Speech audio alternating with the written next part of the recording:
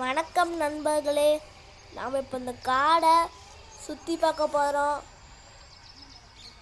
இந்த காட்டிலலாம் என்ன இருந்துச்சுன்னா அரிசி இருந்துச்சு. அந்த அரிசிக்காக தண்ணி இருந்தனால என்னால் சரியாக வர முடியல.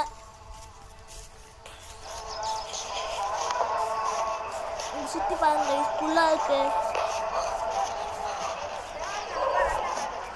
நம்ம ஸ்ட்ரைட்டாக போய்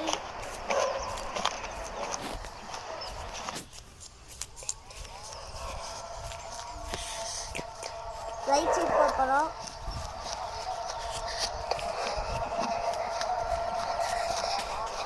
பால் வைக்கணுமா? இப்போ சூடு இருக்கு. இந்த மரத்துக்கு கீழே ஒரு கோயில் இருக்கு, அது நான் உங்களுக்கு காமிக்கிறேன். கீழே குளிரெல்லாம் போச்சு கை வாகே தண்ணி பாருங்க வயசால அழகாக இருக்காரு.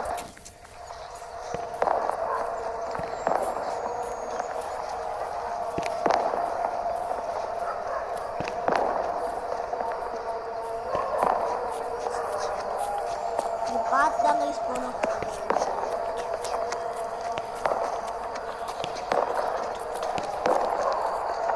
பாருங்க பனைமரம். அப்புறம் இங்கே பாருங்க சோளம். கீழே இங்கே பாருங்க பனங்கொட்டை. இதெல்லாம் நாங்கள் சுட்டு சாப்பிடுவோம், டேஸ்ட்டாக இருக்கும்.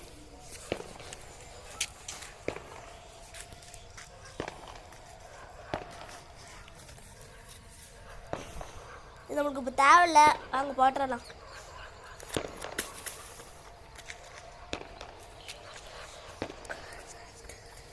இது வேப்ப மரம். இது உங்கள் வீட்டு பக்கத்தில் இருக்குன்னு நினைக்கிறேன்.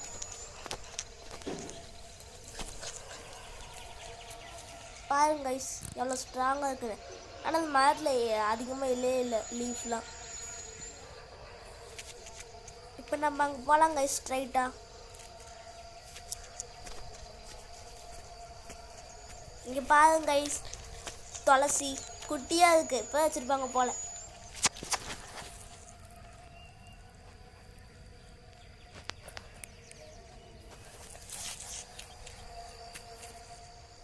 இங்கேயும் பாருங்க ஐஸ் ஒரே மாதிரியாக இருக்குது.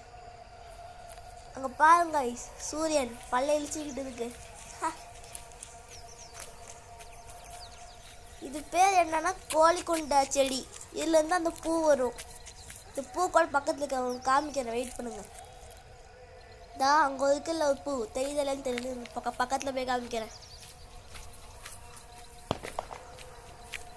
தண்ணியில் இருந்துருக்கு போல. இங்கே பாருங்க ஐஸ் வாக்கியா தண்ணி. இங்கேருந்து அவங்களுக்கு வருவாங்க தண்ணியில். இங்கே பாருங்க பப்பாளி மரம்.